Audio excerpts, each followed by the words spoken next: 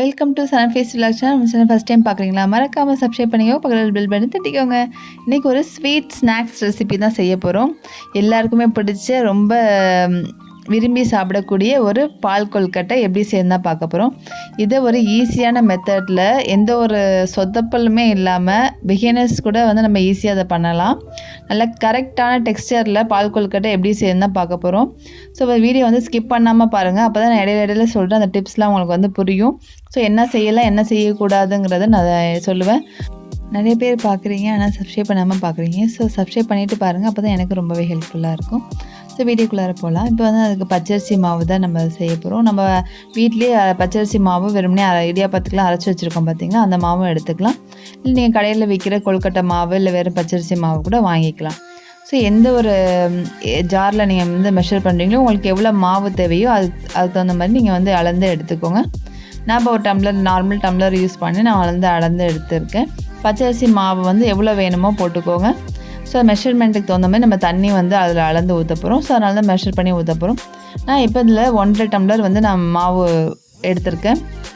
இந்த மாவை வந்து நீங்கள் லைட்டாக வந்து வானிலையில் சூடு பறக்கிறதுக்கு அளவுக்கு நம்ம வந்து வறுத்துட்டு நம்ம யூஸ் பண்ணிக்கலாம்.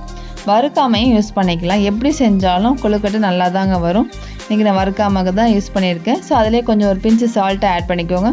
ஆட் பண்ணி நல்லா கிளறி விட்டுக்கோங்க. இப்போ வந்து நம்ம மாவு எவ்வளோ எடுத்துருக்கோமோ அதுக்கு இந்த மாதிரி தண்ணி ஊற்றிக்கணும். 1 கப் மாவுனா 1 கப் தண்ணி ஊற்றிக்கோங்க. அவ்வளோதான் அளவு இதுக்கு மெஷர்மெண்ட்டு.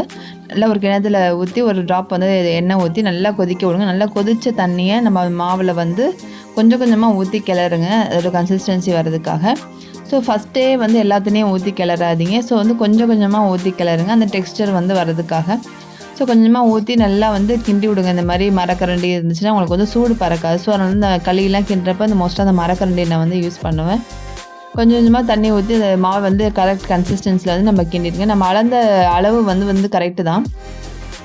ஸோ 1 கப் மாவுக்கு 1 கப் தண்ணி கரெக்டாக இருக்கும். ஸோ வேணும்னா வந்து கொஞ்சோண்டு கம்மி பண்ணி நம்ம ஊற்றிக்கலாம். நான் ஆக்சுவலாக எடுத்த மாவு வந்து கரெக்டான இருந்துச்சு. ஊற்றின அளவு தண்ணியும் கரெக்டாக இருந்துச்சு. நீங்கள் எல்லா கொழுக்கட்டை இல்லை இடியாப்பம் எல்லாத்துக்குமே இந்த மாதிரி தான் மாவு வந்து பசையணும். எந்த ஒரு மிஸ்டேக்கும் இல்லாமல் நல்லா சூப்பராக வரும். இடியாப்பம் பஞ்சு மாதிரி சாஃப்டாகவும் இருக்கும். ஸோ எல்லாமே மாவு நம்ம ஓரளவு கிண்டி வச்சுப்போம். இப்போ மாவு வந்து சூடாக இருக்கும். ஸோ அதுக்கு அந்த அது அப்படியே கொஞ்சம் ஆற விட்டுட்டு இப்போ வெள்ளைப்பாகுக்கு நம்ம ரெடி பண்ணிக்கலாம். வெள்ளைப்பாகுமே இந்த மாதிரி டம்ளரில் அளந்து எடுத்துக்கோங்க. நான் வந்து இப்போ வந்து வெல்லம் வந்து நான் 1.5 டம்ளருக்கு 3.5 டம்ளர் தண்ணி ஊற்றியிருக்கேன். வெள்ளத்தை வந்து கொஞ்சம் 1-2 பொடிச்சு போட்டு நம்ம தண்ணி ஊற்றிக்கோங்க. ஊற்றி நல்லா இந்த மாதிரி வெல்லம் கரையிற அளவுக்கு அடுப்பில் இருந்தால் போதும். ஏன்னா நம்ம வந்து அதில் மண் தூசிலாம் இருக்கும் பார்த்திங்களா. ஸோ அதை வடிகட்டுறதுக்கு தான். ஸோ அதை சைட் பை சைடு அதை கொதிக்கட்டும். இப்போ வந்து மாவு வந்து ஓரளவு நல்லா ஆறிடுச்சு. ஸோ இப்போ கையை வச்சு ஒரு ட்ராப் எண்ணெய் கூட நீங்கள் ஊற்றிக்கலாம் வேணும்னா. நல்லா கையை வச்சு நல்லா அழுத்தி நல்லா ஸ்பாஞ்சியாக நல்லா வந்து எல்லா மாவும் ஒன்று சேர்கிற மாதிரி நல்லா பிசைஞ்சு எடுத்துக்கோங்க. நல்லா மாவும் நல்லா சாஃப்டாக சூப்பராக இருக்கும். ஸோ லாஸ்ட்டாக ஒரு ட்ராப் எண்ணெய் ஊற்றி அப்படியே பிசைஞ்சு ஒரு ஓரமாக மூடி வச்சுக்கோங்க. ஃபுல்லாக மூடிடாதீங்க, ஒரு காட்டன் டவல் வச்சு மூடுங்க. அப்போ தான் இல்லைன்னா அந்த சூட்டுக்கு வந்து வேர்வை தண்ணி விழுந்து மாவோட அந்த பதம் வந்து மாறி போயிடும். ஸோ நான் சொல்கிற ஸ்டெப்ஸ்லாம் கரெக்டாக ஃபாலோ பண்ணிங்கன்னா சூப்பரான பால் கொழுக்கட்டை நல்லாவே வரும். இப்போ மாவு வந்து நல்லா பிசைஞ்சு வச்சாச்சு. இந்த மாவை தான் நம்ம என்ன பண்ண போகிறோம், நம்மளுக்கு விரும்பின ஷேப்பில் வந்து உருண்டையாவோ இல்லை நீளமாவோ உருட்டி நம்ம வந்து போடணும். இந்த உருட்டுற ப்ராசஸ் தான் வந்து கொஞ்சம் லாங்காக ஆகும். இது எல்லாமே ரொம்பவே ஈஸி தான் பால் கொழுக்கட்டை செய்கிறது. நிறைய பேர் இருந்தாங்கன்னா அவங்கள வச்சு நம்ம உருட்ட சொல்லலாம். அவ்வளோதாங்க. இந்த மாதிரி கையில் எடுத்து உங்களுக்கு ஒட்டுற மாதிரி இருந்துச்சுன்னா லைட்டாக ஆயில் அப்ளை பண்ணிவிட்டு உருட்டினீங்கன்னா சூப்பராகவே வரும். ஆல்ரெடி என் பையனுக்கு கொஞ்சம் கொடுத்து உருட்டிகிட்டு இருக்கான். ஸோ நல்லாவே பசங்க வந்து கொஞ்சம் ஹெல்ப் பண்ணனால சீக்கிரமாக நான் வந்து உருட்டி முடிச்சுட்டோம். லைட்டாக ஒரு ஆயில் அப்ளை பண்ணி கையில் இந்த மாதிரி உருட்டியோ இல்லை இந்த மாதிரி தேய்ச்சியோ நீங்கள் போட்டுக்கலாம். எந்த ஷேப்பில் வேணாலும் எல்லாத்தையுமே உருட்டி இந்த மாதிரி ஒரு பிளேட்டில் போட்டுக்கோங்க. ஒன்று மேலே ஒன்று ஒட்டுன்னு நீங்கள் எது பார்க்க வேணாம். நம்ம வந்து எல்லாமே அதில் இப்போ மேலே போட்டுக்கலாம். இப்போ பாருங்கள், நம்ம வந்து இப்போ வெல்லம் வந்து நல்லா கரைஞ்சிருச்சு. ஸோ கரைஞ்ச வெல்லத்தை நம்ம வந்து வேறு ஒரு பாத்திரத்தில் மாற்ற போகிறோம். ஸோ எல்லா வெல்லமும் நல்லா கரைஞ்சிருச்சான்னு பார்த்துக்கோங்க. பார்த்துட்டு ஒரு ஸ்ட்ரெயினர் வச்சு நீங்கள் வந்து நல்லா வடிகட்டி எடுத்துக்கோங்க. அதை லாஸ்ட்டாக உள்ள அந்த குப்பை தூசிலாம் வந்து தனியாக எடுத்து போட்டுருங்க. அவ்வளோதான். இது நம்ம இந்த மாதிரி இந்த மாதிரி பாத்திரம் நான் வச்சுருக்கேன்னா இப்போ பால் கொழுக்கட்டை வேக வைக்கிறதுக்கும் அது ஈஸியாக இருக்கும் அந்த பாத்திரம். ஸோ அதனால தான் நான் அந்த பாத்திரம் யூஸ் பண்ணியிருக்கேன், நல்ல ஒரு அகண்ட பாத்திரமாக. ஸோ இப்போ பாருங்கள், ஃபைனலாக எல்லா உருண்டையும் உருட்டி எடுத்துட்டோம். இந்த மாதிரி நம்ம மேலே போட்டுக்கலாம், ஒன்றும் ஆகாது, ஒட்டாது. ஸோ நீங்கள் வந்து நம்ம ஆயிலெலாம் போட்டு மாவுலாம் பிசைஞ்சு கரெக்டான பதத்தில் இருந்துச்சுன்னா இந்தமாரி நம்மளுக்கு ஒட்டாமல் உதிரியாக தான் வரும். ஸோ நம்ம எல்லாமே கொழுக்கட்டைலாம் ரெடி ஆகிடுச்சு. இப்போ என்ன பண்ணலாம், நம்ம வெள்ளை தண்ணி வடிகட்டி வச்சுருந்தோம் பார்த்தீங்களா, அதை நல்லா ஃபுல் ஃப்ளேமில் வச்சு நல்லா கொதிக்க விடுங்க. நல்லா கொதிக்கணும், நல்லா கவனிச்சுக்கோங்க. நல்லா கொதிக்கிறப்ப தான் நம்ம வந்து இந்த கொழுக்கட்டையே போடணும். நல்லா கொதிச்சிருச்சு. ஸோ அடுப்பை வந்து சிம்மில் வச்சுட்டு பொறுமையாக ஆவி கையில் வந்து ஆவி அடிக்கும். ஸோ அதனால் பொறுமையாக ஒவ்வொரு கொழுக்கட்டையாக போடுங்க. ஓரளவு நல்லா போட்டதுக்கப்புறம் அப்படியே அந்த தட்டை விட்டு அப்படியே சாய்ச்சிங்கன்னு நினச்சிக்கோங்க. அப்படியே எல்லா கொழுக்கட்டையும் அதிலே விழுந்துடும் தானாக உதிரியாக.